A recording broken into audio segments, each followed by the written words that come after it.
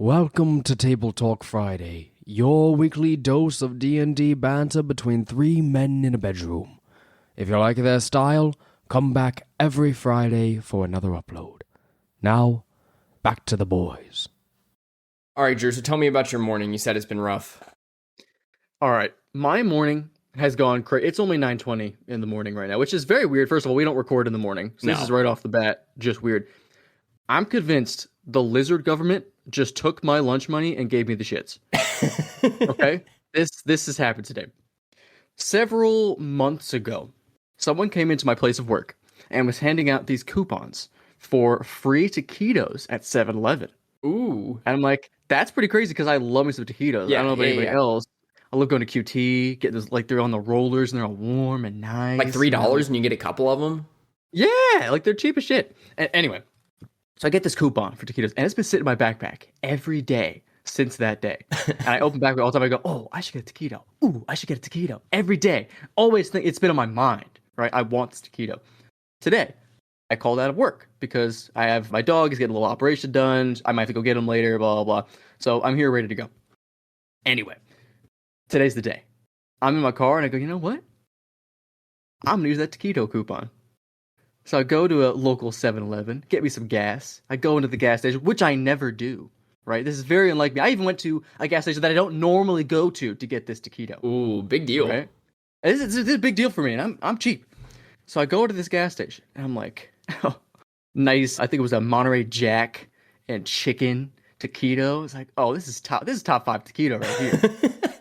So I'm like, like the little tongs you can grab. I'm like, I don't even need no tongs. I just slap that thing right off the what do you call the machine? Yeah. Toss it in the bag. I go up to the man at the front. And I go, excuse me, man, one free taquito, please. And he goes, oh, we don't take those here. Why? So They're the I same looked at this store. man. I know they're all the same store. What is it? I guess it's like a franchising thing. I don't know, but I'm livid at this point. Right, so because it's embarrassing too. It's embarrassing. It is. It's ridiculous. So I go up to this guy and I'm like, I already, raw dogged this taquito off the machine and put it in this bag. I'm like, I guess I'm buying this taquito. I would too, yeah. And so he rings me up. It's like $2.29. Oh, that's like $1 million. It's like one energy drink. I know. I could have got a million other things with this money. And so I look at him just like my soul drains, and he goes, well, actually, it's cheaper if you get 2. And I look over at the sign, and I said, do it. Tears rolling down your face.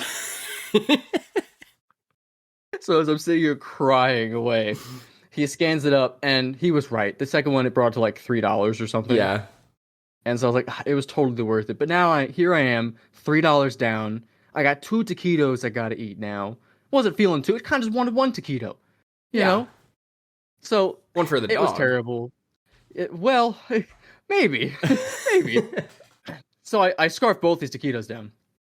I step over to my laptop here to record, right? I sit down. I put my headphones on, and one is just like this. for audio listeners, just it's hanging off the side. One of his like earmuff things is just hanging off to the side. So it's hanging off. I go, what in the world? And I take it off.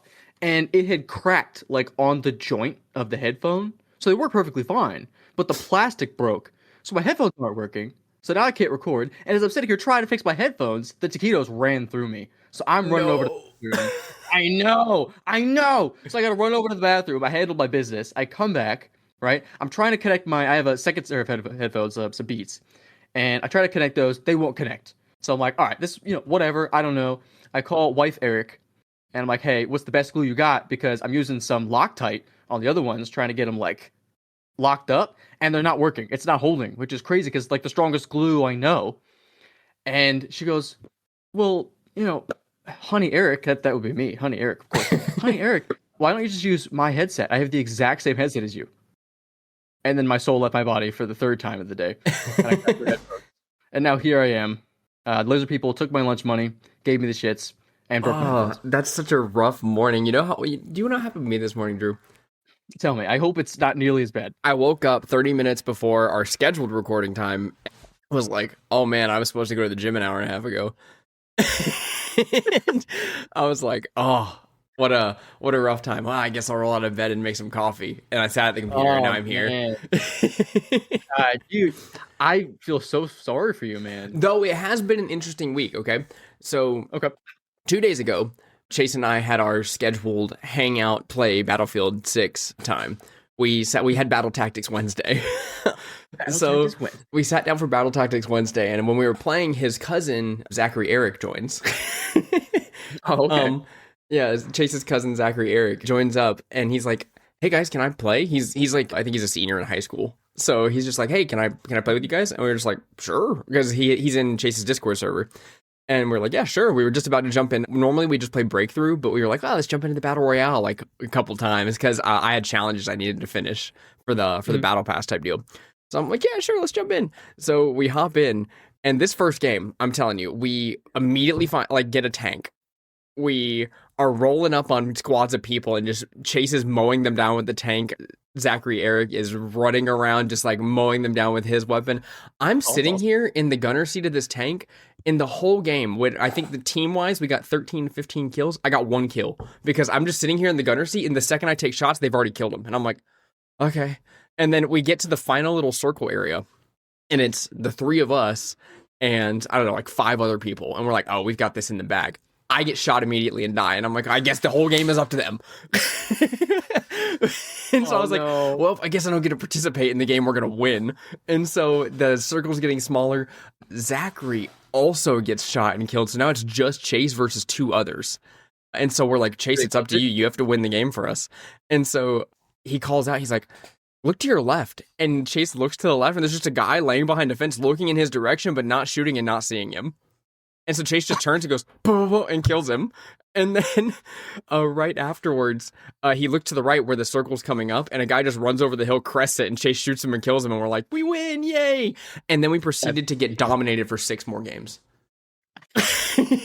Like, drop in. Yeah, we win immediately. First game, we haven't played in like a week or 2.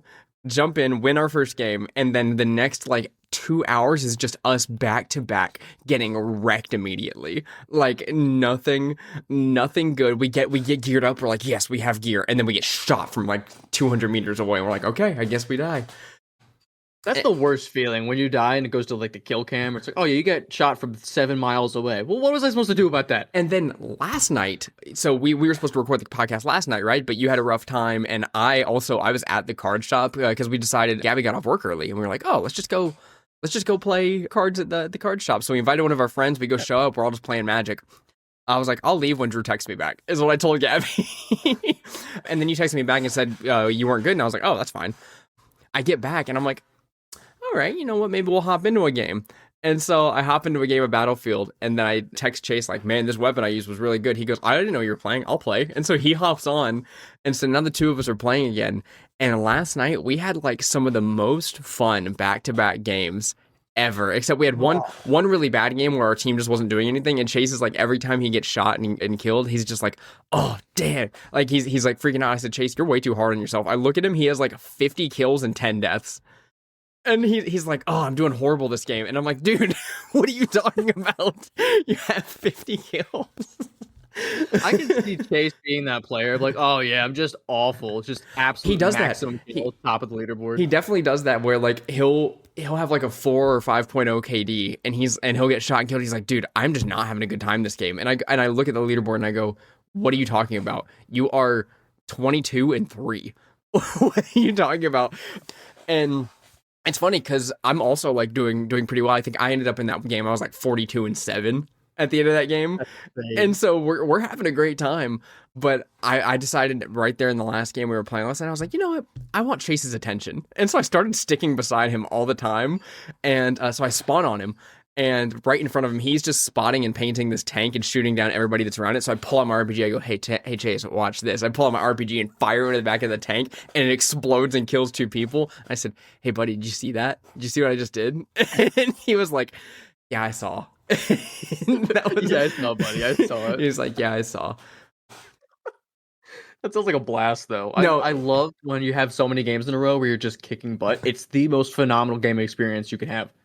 It wasn't even like kicking butt either. The games were super close and we ended up winning. That's what was fun, is where like our very first game yesterday, like in Breakthrough or Rush, like you have tickets at the top, and when your team's tickets run out, and like without getting through the objective, you lose. 2 of the objectives in a row, we got to 0, but we were contesting the point. So we get to 0, which means we're supposed to lose now, but we contest the point, get on it, cap it, and we make it to the next one. 2 of them, we get to 0. Then the third one, we fight for our lives and get there with like 8 tickets left. And then the 4th objective, it was just like us storming in and killing everybody. And we were like, yeah! I told him, I said, dude, that might be the best game I've played in the 85 hours of this game I have. Sometimes it happens when you have a moment or something just crazy cool that happens. You're like, that's a top. I say it all the time. That's a top 5 moment. That was the top 10 moment of the year, top 5 moment of gaming, period. You just have those moments and it makes you feel great. Yeah, no, it was definitely like that. But yeah, I actually had a D&D related, we're into topic mode now, but I had a D&D dream last night, right? And I think it's because, upcoming tonight we have a one-off we're doing that you're going to be DMing, and I hadn't made a character. I usually make my characters the day of anyway, so it's not like that big of a deal. It's not different or abnormal. But last night, I had a dream. And the dream consisted of, I land on a plane, me and my wife, and my mom picks us up, and she's like, okay, cool, it's great to see you, let's go. And I was like, cool, sounds good. 2 hours pass in the dream, and it's very quick, where we're in the car, and I think I'm just like playing my Steam Deck or something. I'm just like, okay, cool. And we're driving, and I realize we're not going home. I'm like, oh yeah, what do we have? And she goes, oh, you have that thing. And I was like, oh yeah, right, that thing, I have that thing. Of course. And so I immediately get upset, because I'm like, we're 2 hours from home. I don't want to be 2 hours from home. And I look over at my wife and I go, I don't want to be here right now. I don't want to do whatever we're doing. I don't want to do it. So we're 2 hours from home. We show up to this thing, and there's a bunch of people like in their late teens, early 20s, late 20s, younger people here. And I'm like, what the heck is going on? What is this? And they're like, oh, it's the D&D thing. And I was like, oh, I forgot I had that. You're like all these things, man. Yeah. And I was like, oh my God, I forgot I had the D&D thing. So we start the whole D&D thing, and they hand us like weapons and body armor and stuff, and I was like, what is this? And they're like, oh, well, we start off like there's like an airsoft type deal, we're gonna like run drills and do stuff like that. It's like like I'm in the military. And I'm like, okay, I guess that's normal. And so I go along with it. We're running like drills, we're walking around this area which is above like a quarry or like a mine or whatever. And so And then before I know it, I'm wearing a body armor, but I don't have my shirt and stuff underneath. I'm like, what the heck is happening? I don't have my clothes on underneath this body armor. And so I'm looking for them. And then a few minutes later, someone comes and gets me. They're like, hey, everybody's going to the hotel. And I'm like, oh yeah, the hotel above the mine. Cool. And so I was like, all right, sounds good. So I start walking in just my body armor with no shirt on, but I have shorts and stuff. And I don't have the weapon that they gave me, nothing. And so I'm like, fucked. And so we're going, and they put me, my wife, and like 7 other people, which I'm pretty sure were people from like college, in this hotel room. And they're like, all right, you guys have introductions in like 30 minutes. Did not register to my dream brain at all. And so everybody sits down, and they have little cutout character sheets and name cards and stuff. And they're all making their characters, but I'm just talking to everybody and not making anything. Like I'm just hanging out talking to everybody because I'm not registering what's going on. I'm like, okay, cool. I'm talking to everybody, getting to know them. They're talking about their ideas for their characters. And in my head, the only thing I can think is like She-Hulk. I'm going to be a She-Hulk. I don't know what that means. And like, I don't have a voice or anything. But that's all I'm thinking. And I'm like, I'll have time. I'll be able to make my character. Nothing else is happening today. We're in the hotel room. And then it like switches over to the part where someone walks in with a microphone and hands it to one of the girls in the room. And they're like, so you guys are going to be like broadcast here soon. And there's going to be music playing, and you're going to introduce your characters in like a few minutes. And I was like, I haven't made a character. And so I'm sitting here, and like it switches over in seconds, and all of a sudden everybody is introducing their character one after another. And then the person walks over and hands me the microphone, and it's time for me to speak. And then I hear my wife get up and go to the bathroom, and I wake up. And I was like, oh my God, I didn't make a character. And so when I got up out of bed, I immediately started making my character for your D&D session tonight. That's I mean, it segued really well into just making your character for the day, but that's insane and probably one of the most Seth moments I could think of. Going like, oh yeah, I have to broadcast this D&D podcast, whatever you're about to do live. It's like, oh, I don't have a character. Which, Yeah, I'll just throw like, it together. that doesn't It'll be sound fine. out of place for me, right? Like, doing everything on the Yeah. fly. Like, someone would hand me a microphone and I'd be like, I guess I have to do something. Hey, funny man, do something funny. Is what it feels like. But, yeah, I was like, okay, I guess I have to make a character. And so I came in here and I started making it. I just started making your character. That dream had so many assumptions in it, and Yeah. you were advancing through so fast. I think Yeah. those are the most fun dreams because you can cover so much ground with just nothing actually happening. Well, yeah, that's fine. That makes sense. It's a dream. Exactly. Why would- It was just so much back to back of like, oh right, I forgot I agreed to do this thing and everybody's telling me it's correct, so I guess it's fine. the hotel above the mine quarry. Yeah, weird. It's funny because the strip that the hotel was on kind of looked like the strip at Myrtle Beach. Oh, And so I'm like, oh, it's like desert Myrtle Beach. Myrtle Beach. Yeah. Okay, so that brings us into our topic today where I have to make a D&D character for tonight's session, and I want to pitch my ideas at you and then come up with ideas of how to make it actually work, because I feel like I'm going to do nothing. And I don't really want to do nothing, so we're going to be playing Farmer Jenson or Jenny. I haven't decided if it's okay. Jenson or Jenny, but we're going to be a farmer, we're going to have a southern accent of sorts, and I'm You're going gonna fuck to... up everybody's accent. Yeah, so I know it's every time, since we're all from the South, every time one of us puts a Southern accent on, everybody falls into it because we all know how to do it really well. But most of us, because the college we went to, don't have thick Southern accents. I can't wait for you to ruin all my characters. Yeah, so I am going to be having a Southern accent though, because your one-off takes place in Triboar, which is like a farming style like city. Yeah. So I would like for Farmer Jenson to be from Triboar as a farmer, but because of all this like weird fluctuation in time space recently, he has been overcome by sorcery magic. Oh, But that's not his main thing. That's only for like slight buffs. The main thing is he's a level 3 bard. okay. So So- multi-classing. Yeah. I want a multi-class to have a little bit of meta magic option with, or I guess I could do like meta magic initiate or whatever, or meta magic adept. Okay. But I also thought it would be fun for the magic that he got would be clockwork sorcery, because of the spell that a certain character is casting in our campaign. For this one-off, he could have a little bit of clockwork sorcery magic, which means I get to make you reroll stuff. And here's the worst thing, is I sat down and rolled my stats, and luckily, because usually we get to reroll one negative, right? Yep. So I re-rolled the one negative, and it bumped me up a little bit stats-wise, but I have 2 16s, a 15, a 13, a 9, and a 10.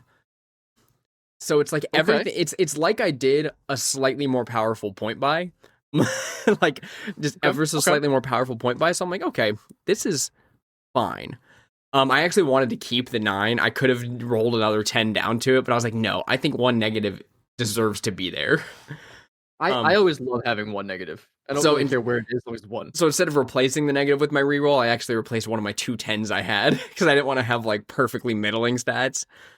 I got you. No, I got you. So I did that, and I was going with College of Swords because I was like, well, this guy's a farmer, like he knows how to pick up arms and go to town, right? And makes sense. And I was thinking, since he gets a fighting style with College of Swords, I would take the dueling fighting style and have him fighting with like a rake. Like a sword and a rake? No. Or, like, Because two dueling, I'm pretty sure you just have to have one melee weapon in one hand, right? Oh, So- that's right. Yeah, it's like a shield and a melee Not weapon? dual wielding. Yeah, no. You can't have a shield. You just have to have a melee weapon. I think Okay. maybe you can have a shield with that. Because if you can have a shield, then yes, I would have a shield and a melee weapon. Which the shield would probably just be like a board of sorts, like that he got from the farm, like a board, and then a white picket fence. a little picket fence, and then a literal like rake in his other hand. And the hard part about this is I want to have some like useful support magic and stuff that's actually useful, but also be able to do melee damage, which is not very easy in this scenario. So the only things I haven't chosen are my second feat. My first feat I chose was what was it? I don't remember what it It was was. the most OP feat. It's probably an epic boon. Oh, it was the honestly. meta Just magic adept. So I get 2 meta magics Oh. and 2 sorcery points. I love that feat so much. Yeah, and I you chose can really the- add it to any spellcaster. Yeah, and I chose the seeking one that lets me re-roll a spell attack. And then I chose twin spell for if I have a good support spell I want to cast on 2 people. So I was like, okay, that's perfect. I haven't chosen my uncommon magic item, and I haven't chosen my second feat because we get the like starter feats because I'm a variant human. So Oh, so you get 3 feats. well, no, because I'm level 3 and level 1, so I only get 2 feats. Oh no, that's so funny. That's okay. I was thinking, I was like, I could go full bard and have like just full on three feats to go there, which would let me bump up one of my stats. Still an option, but I wanted to have the flavor of having like some sort of spell effect from the clockwork sorcery, like flavor wise and lore wise. I was like, oh well, this would be a reason why he would take up arms. Was because all of a sudden he's overcome with this sorcery magic and feels like he can. No, that's super cool. I will say you could go full bard. However, I was hoping at least one person, I haven't dropped this in the chat, I was hoping at least one person would have at least one level of sorcerer. Okay. Because I think it'll be thematic to the session. Well, then I'm going to do it. I'm going to keep it. Because that keep was it. already my idea for the lore stuff. I was like, well, I want to have the level of sorcerer lore-wise. I think it would be fun. It's going to work with everything that's kind of going on, and you'll find out in the session. It'll be No, just tell me the whole interesting. story now. Yeah, okay, well actually we're going to start Triboar. No, I'm stoked. I think it's a good character idea so far. The bards always throw me off. I don't play a whole lot of bards. They're just not, which is funny because I feel like they're one of the best support classes, and I'm a support player. Yeah. I just don't care for it. I don't know. I feel like you're kind of forced in a certain direction, and I'm often not into it. But the College of Swords, how does that work with your melee? Are you proficient with weapons and bringing the Yeah, bards so forward? you have weapons proficiency, kind of like a blade singer would have, right? But you're just a worse blade singer. And Okay, gotcha. I'm pretty sure there's like some flourish, or you can add bardic inspiration into like AC or your attacks or something. Oh, Let's that's see. pretty strong. Increase your AC by the die roll, deal the extra damage to a second adjacent foe. Okay, so it's extra damage with your bardic inspiration. And if they're standing next to someone, can deal the damage next to them as well.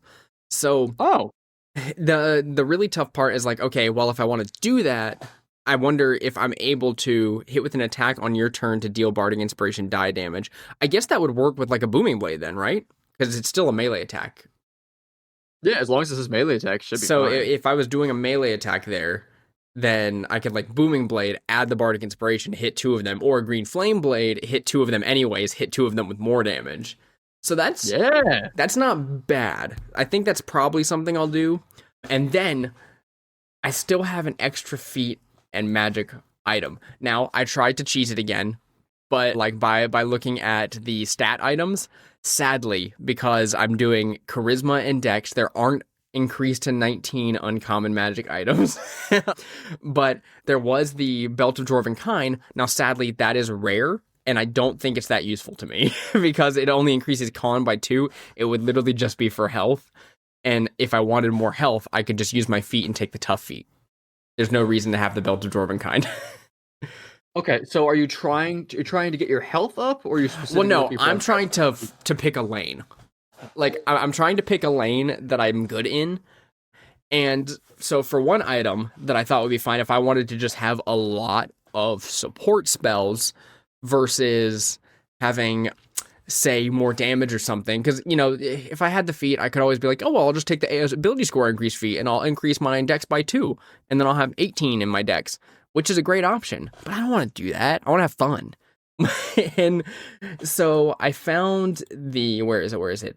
The Folkluken Bandor, which is one of the uncommon, I think that's, I don't know if it's Bandore or Bandor, but it's like a lute.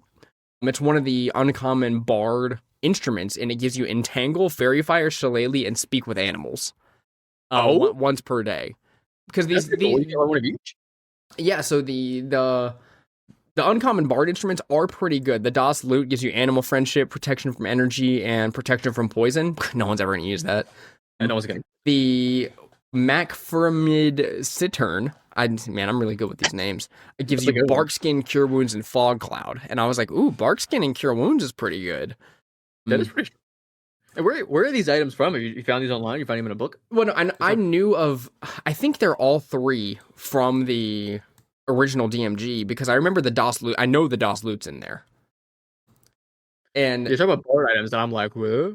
yeah, I'm pretty sure these are from the DMG, but I haven't actually gone to confirm the other two. I know for the fact that DOS loot's in there because someone had it, or I put it in. I think the first campaign I ran for the bard that we had in the party. Oh, maybe. Oh god, it's been so long. I can't remember what he had. No. It was different. The first campaign I ran for you weren't in that group. Gotcha. Okay. So which lane are you feeling the strongest with? What I want to be able to do, at the very least, is cast a support spell and then use my act. I want to be able to cast support spells consistently and then just use my action to swing one time.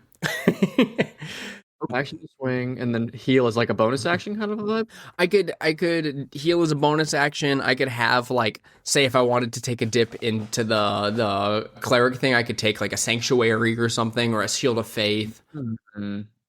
So I like that's the hard part is I'm used to us all picking a lane and being like, I have the best damage character. And the hard thing about playing a bard, which I really wanted to do because I haven't played bard in a long time, is it can do everything and you want to do everything, but I don't really want to do all of it. I want to be able to do everything, but I don't really feel like doing everything is what I'm hearing. Well, no, change it to all of it for the second one because it sounds like a different concept. So like, I want to be able to do everything, but I don't want to be able to do all of it. Makes perfect sense. Jack of all trades, but really just a jack of a couple of trades. Yeah, jack of some of the trades. Okay. I think all the items you've mentioned that give you a couple spells are really cool. If there are specific spells that you want, just like reflavor the item. It doesn't have to be a specific one. Like, oh, no, that's it. Just say like, oh, it's it's a loot, but it lets you cast, the power word kill. Yeah, power word kill seems very reasonable for no one's below 100 points at that level anyway. Yeah, if you want healing specifically, you could always do like maybe you get a couple of healing words. Is like a bonus action kind of vibe. I'd probably give you 3 of them. I don't think that would be nice actually. I didn't think about that. It's not like an OP spell, but it is a bonus action and healing. So if you wanted like 3 of them, I'd say that'd be your item. That would be fun. Actually, that might be good with me where it's like, okay, I just have a wooden flute of healing. And it does 3 healing words a day. But you just hit them with it and they feel healed. Yeah, just go heal. Just smack them with it. I would love to play a melee healer. I think that would be fantastic. Just like your sword glows like this vibrant radiant energy, and you just like stab people with it like a syringe. You know what sounds very Farmer Jensen-y of me? What? Now, follow me on this because it's gonna fit thematically really well. Whenever a guitarist has their guitar out, they're playing, but they also have wrapped around their neck a metal wire with a harmonica on the end. Yes. Mm-hmm. What if I had a harmonica of healing, harmonica of healing word, and I'm literally fighting, and I can bonus action blow into the harmonica to heal someone. That's so good. And you can even have your shield up and your weapon. And that's what I'm saying. I love that. That's super fun thematically. It's actually got some strength, right, for some quality healing on the go. And it's good for your action economy. I dig it. I like that. I think that's what we have to go with. So that'll be my uncommon magic item. And then feat I need to choose. I almost chose lucky because I was like, I want Drew to reroll everything for me. I get the... Oh, I hate you. I have the seeking meta magic. I'll have the luck feat. And I'll have the... What's the... Restore balance from the clockwork sorcery. I was like, I could have 3 different mechanics that make Drew reroll. God. And just be the ultimate like manipulator, right? Which is, I suppose, hypocritical that I don't want you to do this because that's all I did to you in Descent into Avernus. Yeah. With including portents. It was constant, and then also with having the Artificer like boost that they get where they can add +5 to a roll. Flash of Genius. Yeah, Flash of Genius. Having that over and over again, plus your restore balance was like, they just control the game. They just do whatever they want. I really didn't think about the fact of how much control we had over rules. Like I'm surprised you didn't just make stuff happen. Like, oh no, that's too bad that happens. This is the cinematic cutscene that you have to watch because I will not allow you to change any of these roles with any of your abilities. You know what? Man, that must be crazy. I might stick with these middling stats since it's very jack of all tradesy and just take the lucky feat. I mean, it's not about it. You get 3 of them. Yeah, and then I don't know. I definitely need. I haven't decided if I'm gonna have armor on me or not because I'm definitely gonna have like my my pike, and then I'm gonna have the board. But I haven't decided if I'm gonna like wear armor because I only have a 13 AC and I'm expecting myself to melee. Because I guess it depends on what everyone else is playing. No one has reached out to me and told me, so I'm just assuming a random cluster of fun characters, or everyone's a bard.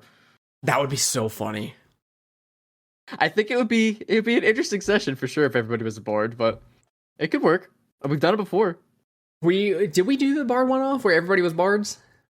We did. I remember I ran it. I was Brad Broger of Dimeback. Oh my god. Yeah, we did do that. That was fun. I'm gonna be honest, I don't remember what happened, but I remember I had an absolute blast doing it. No, I ran it, I'm pretty sure, and I don't remember anything. So I'm definitely like, I need one of those moments where someone goes, "Oh, that thing happened," and then I'll spiral remembering. Yeah, I just need someone to like poke the balloon. Speaking of running something, which we do all the time. Yeah. You know how I was supposed to run my start playing game this week, right? Yeah.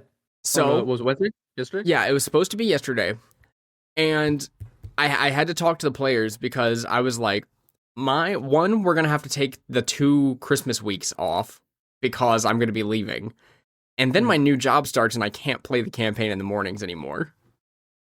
And so I talked to them. I was like, guys, we have 2 sessions before I'm gonna be gone for the foreseeable future. Anyways, I said I think what I'm gonna have to do, and I'm sorry that we've done all this like prep, but I'm gonna leave this Discord server open. If you guys want to join my games later, it's fine. Or if you guys want to all talk and join someone else's game, go ahead. Because all 3 of them were like ready. And so I was like, okay. But in 2 weeks, I'm gonna be out of town, and then I'm starting my new job. And I'm not gonna be able to play at 6 a.m. because I'm gonna have to be at work at 9.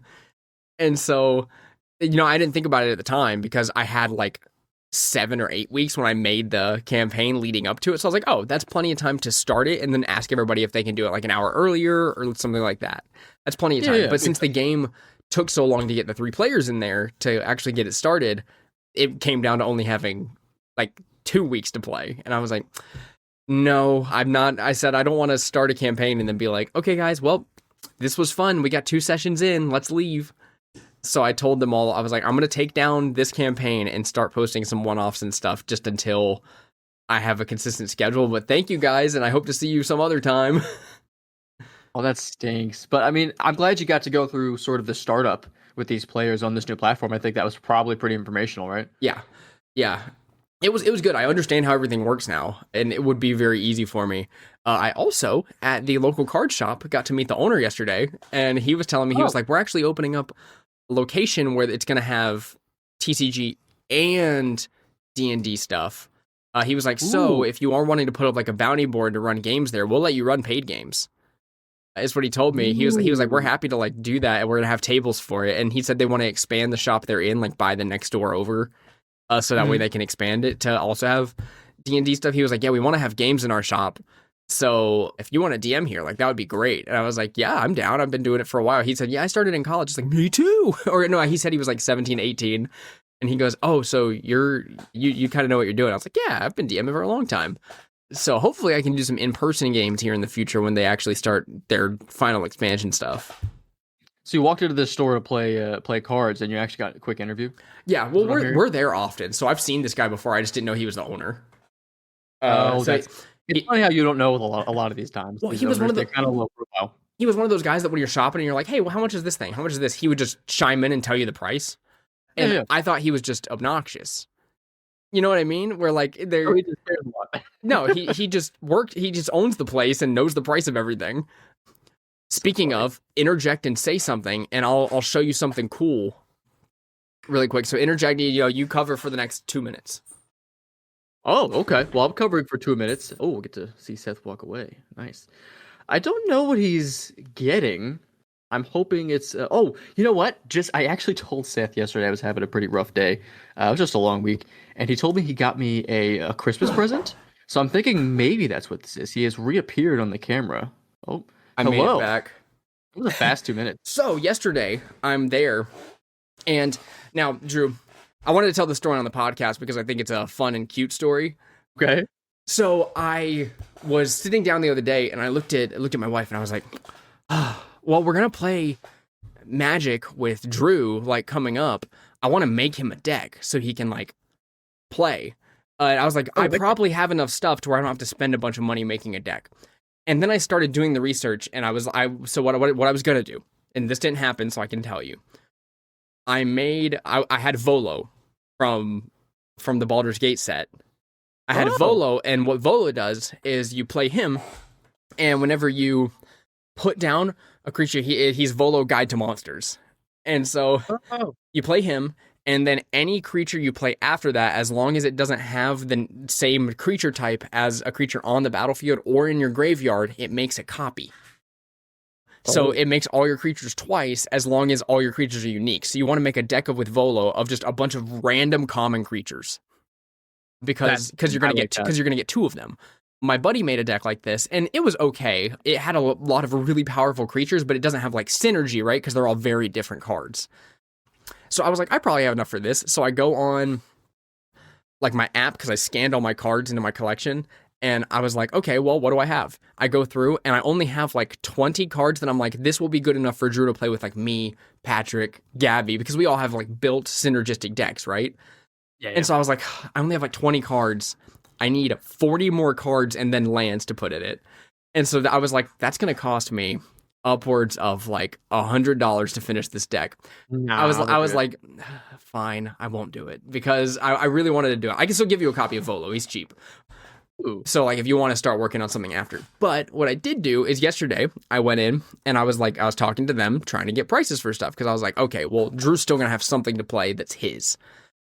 So I was like, okay, well, how much are these decks? And the guy looks at me and he's like, oh, it's like $45. And I was like, really? Because I remember when they came out, it was like, this was the best one of this set. And I was like, well, how much is this one? And he was like, oh, it's $45. That's MSRP. And normally shops, they'll upcharge things based on the secondary market, right? So they'll be like, oh, well, on the secondary market, people are buying it for $120, so it's $120. That's how much. That's like when I went to MagicCon, I had to pay secondary market prices for everything I bought, including my deck that I got. And okay. So what I've got you here is, and I'm gonna get it all ready for you, but I got you the Dragons deck from Tarkir Dragonstorm. This is the best one from that set. And now, the commander card in this, Ureni, we have a friend who plays that card all the time, and that card by itself is a $30 card. Just that single card in a deck that I paid $45 for. Oh dang! Okay, and is that the commander? Yeah. So that's one of the two. You get two commander cards in there, and you can use one of them as the commander. So that way you have two options. Oh, that's the better. Nice. That's the better of the two. It costs 7 mana, right? But when you play it, you flip over cards off the top of your library, and you basically get to play dragon card and stuff for free. So be slapping these dragons down. Yeah, so it's a 3-color, it's 3-color deck. It's green, blue, red. So it's Teamer. Red, that's the red. Fun. So yeah, you're gonna have a strong deck that you can play at the table with us when we get there. I wanted to show you now so you could be prepared. And if you want to look into any of it, go ahead. But it's very exciting. I'm excited for you to have one. Heck yeah! No, this is super cool. Thanks, I appreciate it. And I can't wait to actually jump into this and play some Magic. I couldn't tell you the last time I played Magic. Actually, the last day I did it, I have no idea. Yeah, well, the reason I thought this one was good too is because I knew there was another one. It was the Soul Tie one. I don't even know what 3 colors that is. But you know all the names for the tricolors? Yeah. Because this set was all about them. So we had them. Whenever that set came out, all of them were named the tricolor names for all the precons. That's cool. So yeah, for this one, for the Teamer one, I knew, I was like, oh, well, it's all dragons, all super valuable cards in there for what it is. I'm pretty sure there's like over $120 worth of value in here cards wise. If you were to go and just I'm going to sell Seth's gift and then sell everything, you would get like that much money. But the the strong thing is like it's very customizable in the future. If you're like, you want to change in a bunch of dragons, like, oh, you go play a set or you go to a store and you pick up a couple dragons, you can throw them in there and make it work because it's just dragon synergy. I think I have a couple dragon. At least got a Blue Eyes White dragon laying around somewhere, so I should be okay. But I'm sure I have a few based off how many booster packs or not booster packs. What's the core packs that we bought back in college? I'm sure I have at least 1 or 2 dragons sitting around that I could swap around. But dragons are super cool. I'm into all of those colors, really. I don't play blue as much anymore, but I'm excited because I used to play a lot of it in college. And so I'm it's black blue. I've been thinking I want to tear apart my blue and red deck. Is the name for that color combination? So I want to tear it apart because what gets me in games like this, and this happens in D&D too, right? Like where you get into combat and if you're taking a long time on your turn, it kind of becomes a slog. Like if people are taking like 5-10 minutes per turn, now all of a sudden you're 3 rounds into combat and it's been 3 hours. Yeah, absolutely not. And that can get annoying. And something that happens with blue and red as a combination is because they're both spellcasty colors, you can sit there and get yourself in a chain reaction of casting like 10 spells back to back, and now you're stuck. Now for this deck, it's mostly dragons. I don't expect that to happen.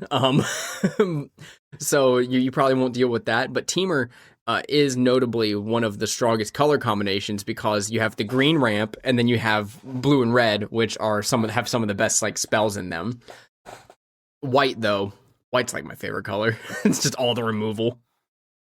No, the white's super cool. I'm thinking like Disenchantment, but I think I'm not thinking the right Disenchant is a card that I think it's 2 mana and you can destroy target artifact or enchantment. Okay, so I was thinking the right thing. I think I was also thinking Unstable Unicorns with putting like upgraded. But no, white is super cool. I have played white, and I think black and white is especially cool. I don't know what that color Orzhov combo is called. Orzhov is very cool. I at one point wanted to make a black-white angel deck with I don't know if you remember, it was that melding angel that turns into the cards. I actually have that card, and I got to play it one time, realistically, which was super cool, just being able to like meld it. But that was fun. Other than that, I don't know. I think it's a lot of healing and a lot of making tokens, which I'm not super into. But I like the big beefy dragons that I can copy. Yeah, that's exciting. Well, I think that would be a good topic for the post show. If you guys want to hear the post show where we're talking a little bit more about Magic, go to patreon.com/tabletalkfriday because we're having awesome discussions there every single week. And something I don't think we mentioned on the podcast is our post shows are in video, so you can actually see what we look like and stuff. But you know who else is going to be at the post show? Good Old Gamer. Good Old Gamer's going to be there, and he has the best dragon deck I have ever played against. 5 colors, all 5 colors. And when he plays his first card of the game, it just says deal 40 damage to all your opponents and win. No way. Yeah. It's the best one. I think if it's a commander, it's got 100 cards. So I'm pretty sure all 100 cards actually say that. So no matter what he draws, he's just knocking players out. He has that. So Good Old Gamer is great. You can find him over on patreon.com/tabletalkfriday. And with that, I need Farmer Jenson's wife, Farmer Jenny, to take us out. Oh, hey, it's Farmer Jenny here. I'm so glad you're coming here to solve this mystery with our cows. Oh, the cows are gone. Well, I guess that's what you guys are doing today. Go find the cows.